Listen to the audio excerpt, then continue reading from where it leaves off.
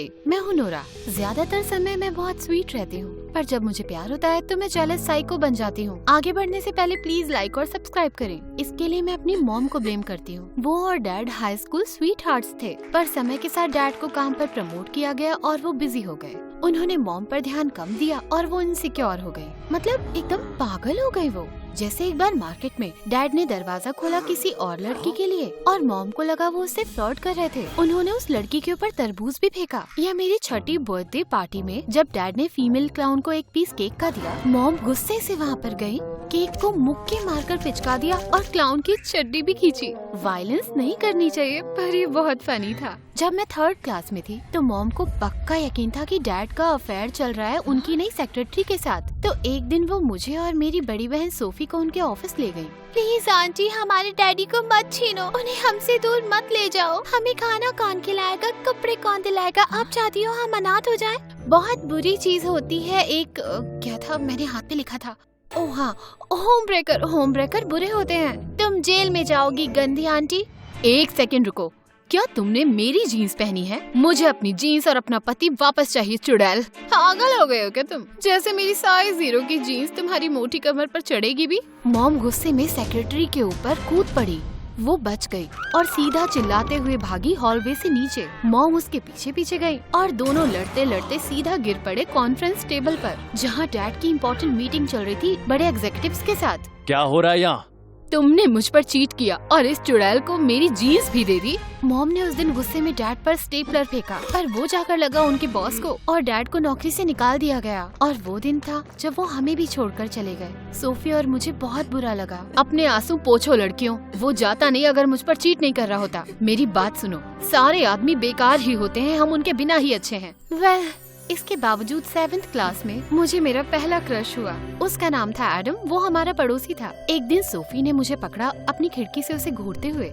Adam और Nora बैठे पेड़ पर कर रहे हैं चुम्मा चाटी दिन भर। चुप रहो सोफी, मुझे वो लड़का पसंद भी नहीं है। बिल्कुल पसंद है। तुम उसके बाल संवारना चाहती हो, हाथ पकड़ना चाहती हो, बच्चे पैदा करना चाहती हो। मैंने तुम्हारी डायरी में पढ़ा, देखो। अपनी डायरी मैंने सोफी के हाथ से खींची और उसे अपने कमरे से बाहर निकाल दिया। कितनी अनोइंग थी वो। कुछ हफ्तों बाद एक बहुत सुंदर लड़की बेका हमारी क्लास में आई और हम जल्दी दोस्त बन गए।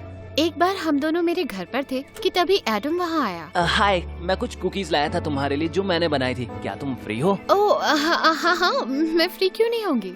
रुको, घर पर एक और मेहमान है, पर उसको बुरा नहीं लगेगा। आओ ना अंदर। कितना अच्छा महक रहे हो, मतलब कुकीज अच्छा महक रहे हैं। चाहती थी कि एडम को मजा आए, तो मैं गई आस्क ब्रेन 2 पर और थोड़े गेम्स के आइडियाज निकाले। हम तीनों ने खेला ट्रूथ और डेयर, शेरेट्स और हाइड एंड सीक। और 1-2 बार मैंने देखा एडम मुझे देखकर मुस्कुरा रहा है। और जब उसने मेरे गाल से कुकी क्रम्स हटाए तो मेरे दिल की धड़कन रुक ही गई। अगले दिन स्कूल में मैं अपने लॉकर के पास थी कि देखा एडम मुझे दूर से घूर रहा था। अचानक उसने आंख मारी और मुझे फ्लाइंग किस दी। मेरे पेट में ढेर सारी तितलियां उड़ने लगी। मैं भागी एडम की बाहों में कूदने के लिए कि तभी केले के छिलके पर फिसली और सीधा मुंह के बल गिरी एडम के कदमों में। मुझे लगा वो मुझे उठाएगा, पर नहीं, वो गया सीधा बेका के पास और उसे दी एक बहुत ही रोमांटिक सी किस। चाहती थी कि जमीन मुझे निगल जाए। उस रात मॉम और सोफी ने मुझे अपने रूम में रोते हुए पाया। लड़के ऐसे ही होते हैं स्वीटी, तुम्हें लाइन मारेंगे, प्यार करने का नाटक करेंगे और तुम्हारा दिल तोड़ेंगे, बिल्कुल तुम्हारे पापा की तरह। मेरा दिल टूटा तो था ही, पर अब मैं बहुत पैरानॉइड हो जाती जब भी कोई लड़का मेरे करीब आता। हे नोरा, मूवी देखने चलोगी? इससे तो अच्छा मैं कीड़े खा लूं। मेरी वैलेंटाइन बनोगी? दूर हटो मुझसे, वरना टॉयलेट में सिर डाल दूंगी। नोरा, तुम्हारे जैसी सुंदर लड़की कोई नहीं। झूठे। कुछ समय बाद सब लोग स्कूल में मुझे थोड़ा पागल समझने लगे और काफी लोग मुझे इग्नोर भी करते, पर मुझे फर्क नहीं पड़ता। सोफी बिल्कुल अलग थी, लेकिन वो हॉल में दिखने वाले हर लड़के के साथ फ्लर्ट करती, हर 2 हफ्ते में एक नए गधे को डेट करती और ऑफ कोर्स वो उसका दिल तोड़ देते। मुझे उसके लिए इतना बुरा लगा कि मैंने उसकी मदद करने का सोचा। तुम्हें मेरा रूल याद रखना पड़ेगा सोफ, चाहे कितने भी हैंडसम हो, उनकी किसी बात पे विश्वास मत करो, उनकी किस से पिघल मत जाना और उनसे प्यार कभी मत करना। सोफी ने ध्यान से सुना और नोट्स भी लिए, पर 1 हफ्ते बाद मैंने देखा कि वो क्लाइव नाम के लड़के को अपने रूम में किस कर रही थी। तुम सारे रूल तोड़ रहे हो। तुम्हारे रूल स्टूपिड हैं। सब लड़के बुरे नहीं होते। सही कहा, बॉयज होते हैं कूल, इसीलिए वो करते हैं रूल। अपना मुंह बंद रखो, कोई तुमसे बात नहीं कर रहा। इसे कचरे के डिब्बे से उठा कर लाई हो। यही प्रॉब्लम है तुम्हारी, तुम सबको जज करती हो और किसी लड़के को मौका ही नहीं देती। मुझे लगा तुम स्मार्ट थी सोफी। शायद एक गधे लड़के के साथ घूमकर तुम भी गधी हो गई हो। सोफी ने मुझे अपने रूम से निकाला और उसके बाद हमने ज्यादा बात नहीं की। जल्द ही मैं यूनिवर्सिटी गई और वहाँ हर जगह लड़के थे। मैंने अपना सर किताबों में घुसाया और हर लड़के को रिजेक्ट किया जिसने मुझ पे लाइन मारनी चाहिए। पर जानते हो ना, अकेलापन तो अच्छा नहीं लगता है। तो क्लास में जब एक लड़की ने मुझसे दोस्ती करनी चाहिए तो मैंने तुरंत हाँ कह दी। मैं लड़कों को ठुकरा चुकी थी, लेकिन इसका मतलब ये नहीं कि मुझे प्यार नहीं मिलेगा। और ये बुरा नहीं होगा ना, शुरुआत में बिल्कुल बुरा नहीं था, बल्कि बहुत अच्छा था। वो खाना पकाती, मेरे बाल बनाती, मुझे पेडिक्योर देती और हम दोनों के जूते का साइज सेम था। पर फिर वो ऐसे बिहेव करने लगी जैसे मैंने उसे गोद लिया हो। वो मेरे रूम से जाती नहीं और मुझे नफरत होती जब वो मेरी तौलिया और कंघी यूज करती। वो बहुत चिपकू थी और पूरा टाइम उसे अपनी तारीफ सुननी होती थी कि वो मेरी जिंदगी में सबसे इम्पोर्टेंट इंसान है। तो तुम्हारी माँ और मैं पहाड़ से लटक रहे हैं जान के बल पर, और तुम किसी एक को ही बचा पाओगी तो तुम किसे बचाओगी? मेरी माँ को ऑब्वियसली। सीरियसली तुम्हें सिर्फ 1 महीने से जानती हूँ, उससे 8 महीने ज्यादा मेरी माँ ने मुझे कोख में रखा है। मुझे लगा ये सही आंसर था, लेकिन वो तो पागल हो गई। मेरे रूम की आधी चीजें तोड़ दी और बाकी आधी खिड़की से फेंक दी और रूम से चली गई। फिर मैं जहाँ जाती वो मेरा पीछा करती।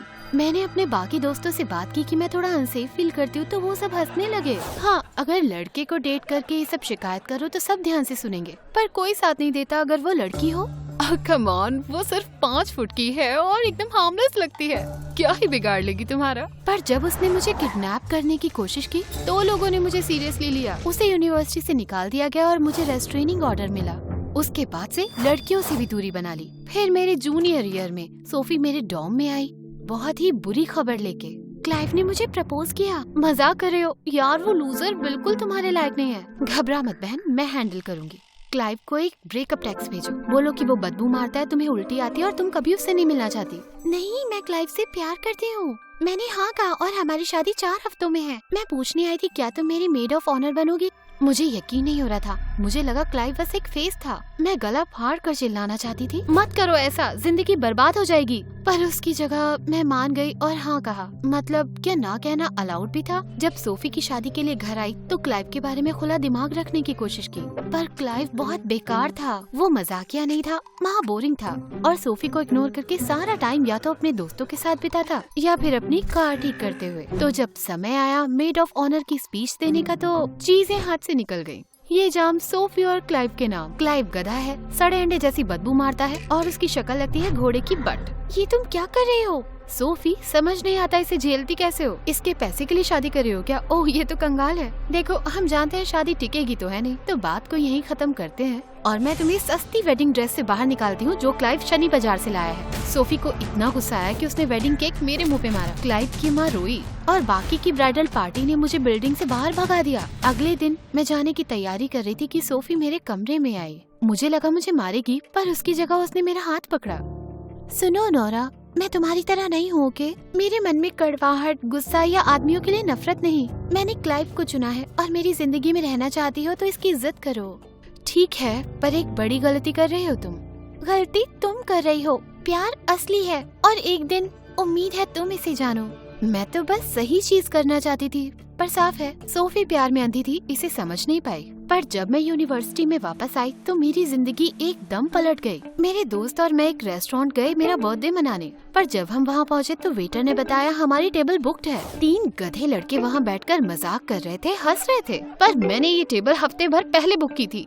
माफ कीजिए मैम, ये हमारी गलती है, शायद आप कल वापस आ सके। मैं वेटर के ऊपर चिल्लाने ही वाली थी कि टेबल से एक लड़का उठकर हमारे पास आया। उसका नाम था क्रिस। मूवी स्टार जैसे बाल, लाखों में एक स्माइल और एक परफेक्ट बॉडी थी। तुम हमारे साथ क्यों नहीं बैठती? जगह बहुत है, परेशान भी नहीं करेंगे। ये बहुत बुरा आइडिया है। इसकी बात का बुरा मत मानना, मजाक कर रही है। देखते ही देखते हम उनकी टेबल पर बैठ गए और क्रिस ने रात भर मुझसे बात की और मैं हैरान थी कि वो उतना बुरा भी नहीं था। वो एक प्राइवेट सिक्योरिटी फर्म में बॉडीगार्ड था और उसकी सारी कहानियों ने मुझे बहुत हंसाया। शाम खत्म होने पर उसने मुझसे मेरा नंबर भी मांगा। कोई आइडिया मत पालना, मुझे रिलेशनशिप में इंटरेस्ट नहीं।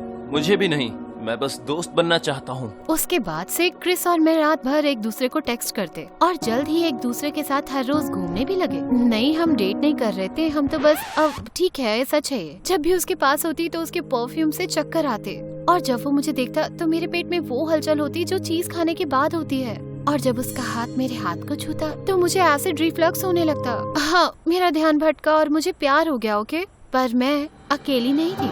जानता हूँ हम सिर्फ दोस्त हैं, पर मैं तुमसे प्यार करता हूँ नोरा। हमें शायद साथ होना चाहिए, जैसे चांद रात के साथ होता है और मधुमक्खियाँ फूलों के साथ, और जैसे कुएं में पानी। चुप रहो और मुझे किस करो। ग्रेजुएशन के बाद मैं क्रिस के साथ रहने लगी और वो बन गया बॉडीगार्ड एक बहुत ही सुंदर सी पॉप स्टार साशा का। हाँ, जानती हूँ आपने सुना है, वही सुंदर गाने वाली साशा जिसने अपने एक्स बॉडीगार्ड डेमन को डेट किया था। हाँ, वही वाली साशा एक टूर पर जा रही थी और महीनों तक क्रिस भी शहर से शहर ट्रैवल कर रहा था और मैं अकेली पढ़ने लगी। एक दिन मॉम और सोफी मेरे घर आई। ओह नोरा, मेरी प्यारी बच्ची, तुम बहुत दुखी होगी।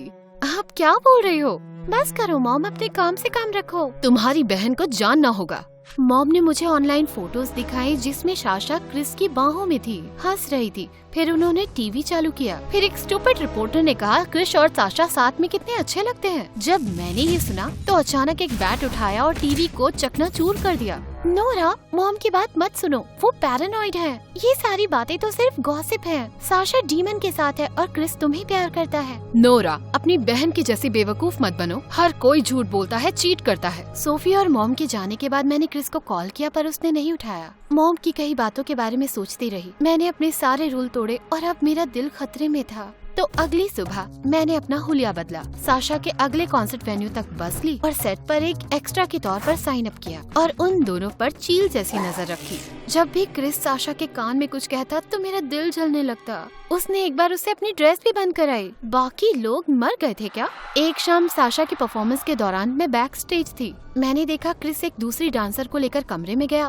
और दरवाजा बंद कर लिया। ये क्या बकवास है? मैं तुरंत उनके पीछे भागी और अंदर गई। हाँ, पकड़ लिया। तभी मैंने देखा उस लड़की की बाह से खून बह रहा था और क्रिस पट्टी लगा रहा था। पकड़ लिया? तुम हो कौन? ओह गॉड, कहीं वो मुझे पहचान न ले।